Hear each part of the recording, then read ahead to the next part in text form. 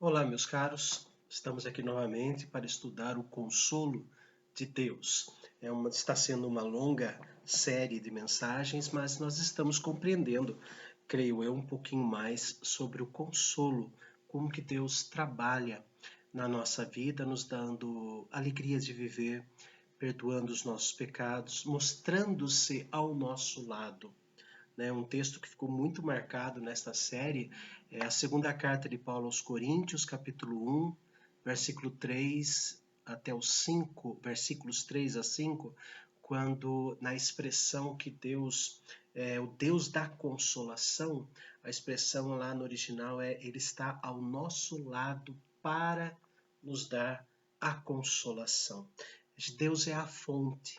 Cristo é a fonte, o Espírito Santo é a fonte da consolação e não há outro meio para se encontrar esta consolação a não ser pelas Escrituras.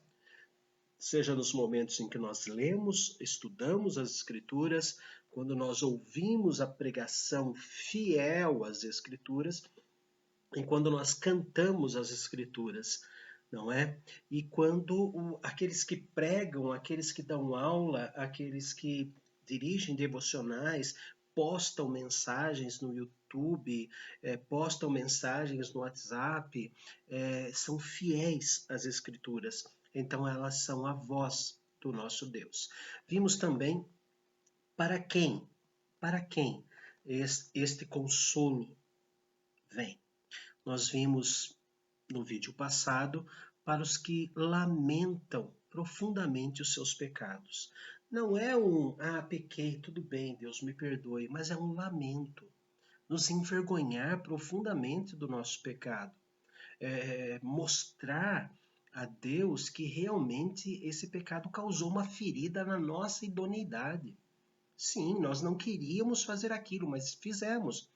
Fizemos porque o pecado habita em nós, mas isso não deve ser uma desculpa, não é um álibi para nós pecarmos novamente. Não, pequei porque o pecado habita em mim, ou porque a carne é fraca. Não, nós temos que nos envergonhar disso.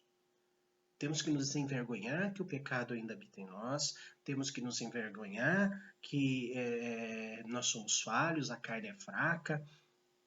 Nós temos que nos envergonhar disso. Então, esse consolo está presente aos que lamentam verdadeiramente seus pecados. Aqueles que estão mentalmente perturbados por causa de problemas criados por nós mesmos ou por terceiros, e quando somos abandonados. Todos podem nos abandonar, exceto Deus. Quando nós somos infiéis, ele permanece fiel, porque não pode negar-se a si mesmo. Então, agora nós vamos estudar mais três situações em que Deus é o nosso consolo. Nosso consolo quando nos arrependemos verdadeiramente dos nossos pecados e lamentamos, quando nós estamos mentalmente perturbados, quando nós estamos abandonados, e agora Deuteronômio capítulo 33, Deuteronômio 33, 27. Cântico de Moisés, ou a bênção de Moisés, né? Deuteronômio 33, 27. Moisés, o livro Deuteronômio, vamos lembrar, abrange 2 meses de história, né? Dos 40 anos de deserto. Ele narra ali um período histórico de 2 meses, são últimas mensagens, ele reedita as leis, e agora ele está abençoando o povo, já fez o seu cântico, capítulo 32, está abençoando o povo e vai subir para o monte junto com Josué. Josué vai deixá-lo, Josué vai ter que ficar numa parte do monte, aí Moisés continua subindo o monte e diz o texto, né, que Deus o sepultou para si. E Josué então termina de escrever o livro de Deuteronômio. Mas aqui na bênção, quase encerrando a bênção, no capítulo 33, versículo 27, Moisés diz assim: O Deus eterno é a tua habitação, e por baixo de ti estende os braços eternos. Ele expulsou o inimigo de diante de ti e disse: destrói-o. A figura que nós vemos aqui é que Deus ele é aquele em que nós podemos habitar. Ele habita em nós e nós temos que habitar em Deus. Ele é o nosso refúgio e fortaleza. Ele é o socorro bem presente nas tribulações. Deus, ele é a caverna, né? Onde podemos, diz o Salmo 61, a caverna onde encontramos abrigo. Ele é a torre forte que nos protege. Ele está no tabernáculo na adoração. Ele nos envolve com as suas asas, ao mesmo tempo que ele nos acalenta e é frágil, é um aperto bem afável. Ele continua sendo forte, mas não nos esgana, mas nos aconchega. Deus, ele está com os perseguidos. E agora a figura que Moisés usa, inspirado por Deus, a figura é que Deus, além de ser a nossa habitação, nós podemos habitar nele, ele ainda estende seus braços e nos carrega nos seus braços. E diz assim: os seus inimigos foram expulsos. Agora você vai entrar lá e vai destruir.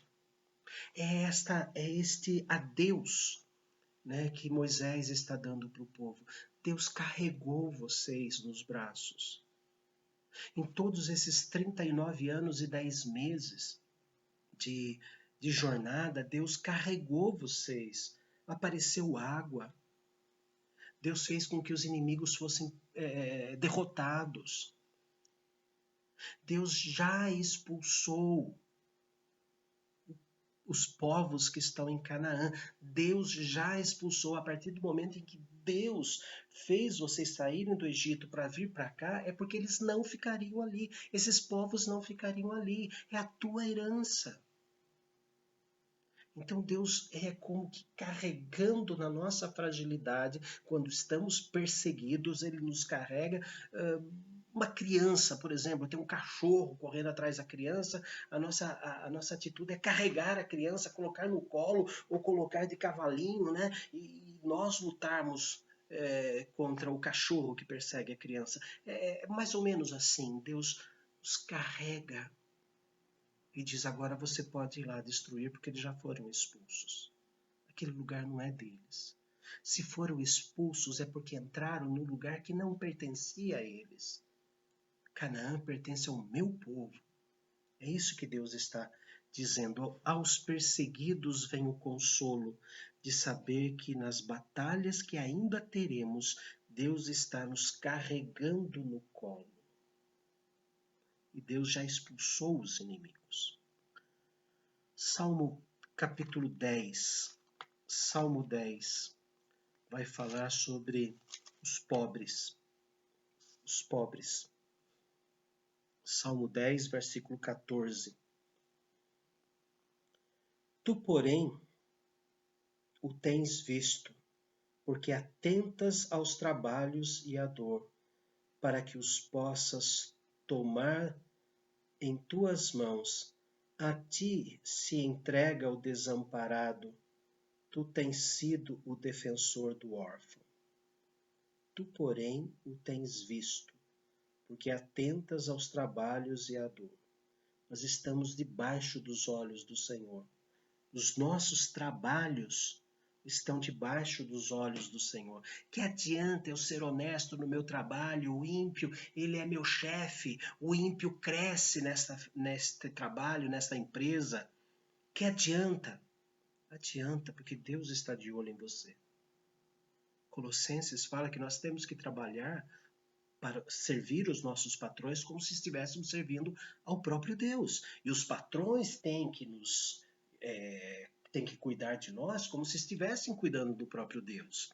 Então, o relacionamento aqui de trabalho, de pobre, de empresa, é no sentido de que Deus tem visto o nosso trabalho, tem visto a nossa dor no trabalho.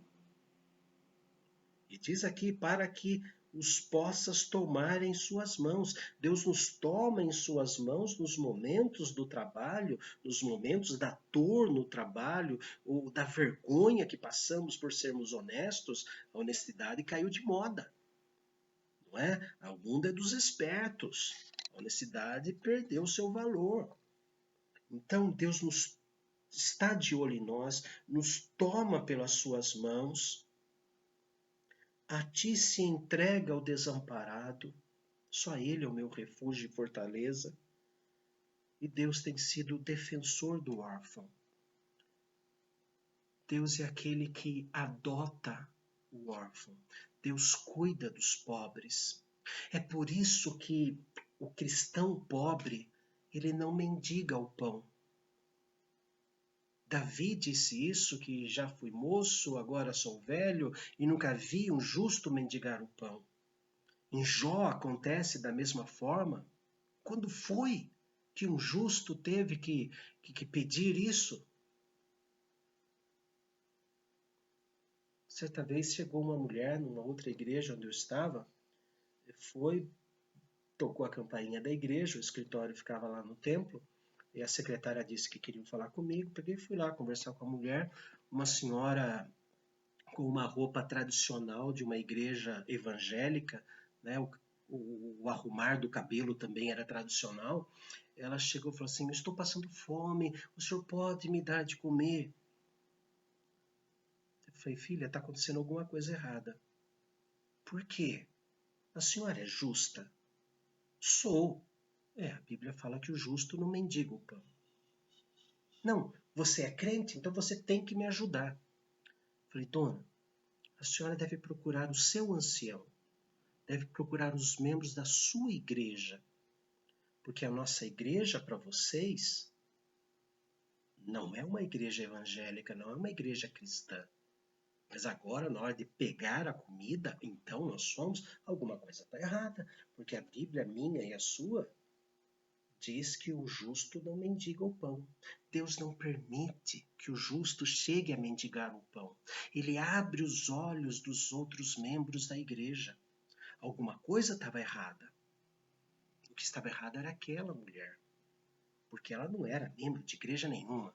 Ela se vestia dessa forma para impressionar os evangélicos, porque a prefeitura não dava mais cesta básica. Depois nós descobrimos que ela não era crente de forma alguma, era um golpe que ela estava dando. Pastor, se foi estúpido com ela. Não, eu simplesmente coloquei o que as escrituras falam. O justo não mendiga o pão. Então não era justa. E depois veio descobrir que não era mesmo, né? Mas as escrituras mostram que Deus cuida do órfão. Ele ampara a viúva. Por isso que lá em Tiago, ele deixa muito claro isso, que a verdadeira espiritualidade, a verdadeira religião é cuidar dos órfãos e das viúvas. É por isso que Paulo instruiu a Timóteo a cuidar, né, dessa assistência social, ficar de olho antes que venha pedir pão, antes que venha sentir necessidade de pedir pão. Por isso que o corpo de Cristo é assim. Ele não pode esperar alguém falar: eu estou precisando. Ele tem que estar de olho nisso. Ele tem que antecipar esse pedido, porque nós somos os instrumentos de Deus para socorrer este povo. Os pobres são ouvidos por Deus, são amparados por Deus. Salmo 34. Salmo 34, versículos 6, depois o 9 e o 10. Salmo 34.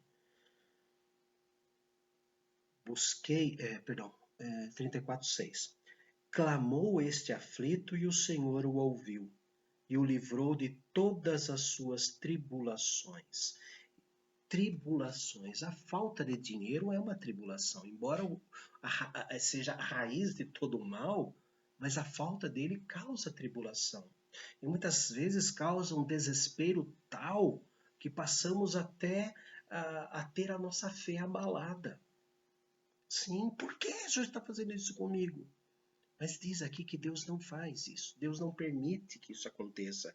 E mesmo que Ele permita que aconteça uma falta de dinheiro, de material, dos bens materiais, Ele vai cobrir isso de uma outra forma espantosa. Queridos, Deus ainda faz milagres. Não como o chapeludo, que vive suando, limpando o suor e mandando por carta, que é um suor abençoado e que agora está vendendo sementes por R$ 1.000. Não é esse tipo. Deus socorre, Deus ampara, Deus faz milagres. Deus cuida. Quantas vezes você já foi numa padaria, por exemplo, e na hora de comprar o seu pão, você se lembrou de um irmão da igreja? É Deus incomodando o seu coração. Pega mais um e leva para ele. Compra mais um pouquinho e leva para ele. A cesta do amor, não é? Então Deus cuida e consola os pobres, mas ele não desce. Bate na porta, eu sou Deus, estou aqui com uma cesta básica. Não, ele usa os seus fiéis quando os seus fiéis estão com os olhos abertos para as necessidades do próximo. Porque nós conhecemos a vida de todo mundo, não é? Vamos um pouco mais à frente. Agora no versículos 9 e 10. Temei, de Salmo 34, tá? Salmo 34, 9 e 10. Temei o Senhor, vós os seus santos, pois nada falta aos que o temem. Os leõezinhos sofrem necessidade e passam fome, porém os que buscam o Senhor, bem nenhum lhes faltará. Se está faltando algum bem, é porque faltou o quê? Porém, os que buscam o Senhor, bem nenhum lhes faltará. Se está faltando algum bem, é porque não buscou a Deus. Temei o Senhor, vós os seus santos, pois nada falta aos que o temem. Temor não é medo. Medo de Deus mandar um chicote. Temor é não querer magoar o Senhor. É não querer desrespeitar o Senhor, amar menos o Senhor. Quantos milagres já aconteceram na nossa vida? Quantos não tinham que colocar na mesa, de repente alguém bate na porta? Nós passamos por isso uma vez. Exatamente o irmão falou, passei na padaria e lembrei de você e trouxe para você e para as crianças, para a Elisa. Deus age na nossa mente para lembrarmos daqueles que estão passando mal. E é assim que Ele nos consola. Capítulo 41 dos Salmos. Capítulo 41, versículo 3. Eu nem precisava ler esse texto, porque todo mundo sabe, né, que Deus consola os enfermos. Mas vejam só como que é o consolo de Deus aos enfermos. Salmo 41, versículo 3. O Senhor o assiste no leito da enfermidade. Na doença, tu, o Senhor, lhe afofas a cama. O consolo de Deus não vem apenas com a cura. É isso que o texto está nos dizendo. O consolo de Deus não vem apenas com a cura. Vem quando Ele nos carrega no leito. Vem quando Ele nos assiste no leito. Vem quando temos que ficar no leito. E mesmo assim não ficamos sem a assistência de Deus. Por que Deus está me dando essa doença? Eu não sei. Mas eu sei que Ele não vai deixar de estar sentado no pé da sua cama.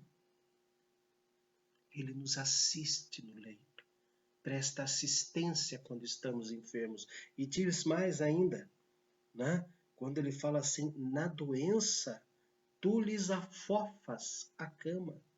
Não permite escaras, aquelas feridas de quem precisa ficar muito tempo na cama. Ele produz medicações, ele produz atenção dos enfermeiros, ele produz atenção na família, ele produz atenção de muitas partes. Eu me lembro da nossa cidade, aqui de uma irmã, na minha primeira vez que eu estive aqui, ela tinha um nome, mas era chamada por outro nome. Ela ela ia no hospital, quando uma vizinha estava enferma, ela ia no hospital, se inteirava com as enfermeiras como deveria ser a comida da fulana de tal, daquela senhora que estava no hospital. Ela ia para sua casa, fazia a comida, pedia licença para o dono da casa, para o marido, lavava a roupa, arrumava a casa e deixava a janta preparadinha, porque a mulher ia chegar do hospital e daí tinha que continuar o repouso. E assim, durante os 6 anos que eu fiquei aqui, eu acompanhei essa nossa irmã. E ela realmente fazia isso. Não é lenda. Só não vou dizer o nome dela aqui, mas não é lenda. Era alguém que recebeu de Deus o dom da preocupação, o dom de serviço. Ela presta serviço, mas não quer que saibam, porque ela sabe que pode ser abusada nesse sentido. Mas isso é o que mais ela gosta. Eu tenho uma tia que é assim. Ela cuida do enfermo até o fim. O enfermo morreu, ela não consegue ir no enterro. Mas sempre foi assim de cuidar.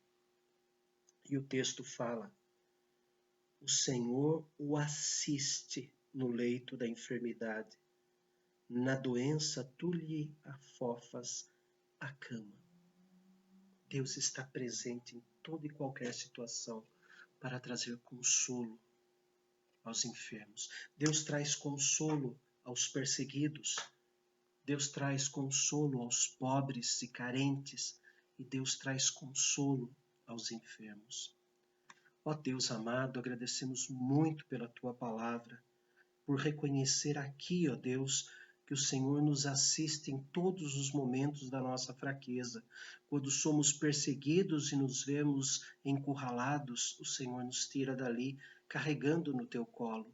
Quando estamos pobres, ó Deus, quando estamos realmente necessitados das coisas materiais, o Senhor, ó Deus, chama o Teu corpo, o corpo de Cristo, desperta nos irmãos da igreja o interesse pela nossa satisfação. E também, Senhor, quando estamos enfermos, muitas vezes a cura não é o objeto do milagre, mas o estarmos confortados no leito da enfermidade e assistidos por Ti. Isto sim, ó Deus, é a cura verdadeiramente espiritual. Damos graças, ó Deus, por todos os enfermos da Tua igreja que o Senhor tem cuidado. Damos graças, ó Deus, por todas as Tuas ações com os pobres da Tua igreja. E damos graças, ó Deus, a Ti, porque o Senhor socorre os perseguidos, aqueles que são perseguidos por serem fiéis a Ti. Para a Tua glória seja a vida de todos nós, em nome de Jesus. Amém. Queridos, Deus cubra de bênçãos cada um de vocês e sejam o braço do Senhor para o conforto dos perseguidos, dos pobres e dos enfermos. Não se esqueça.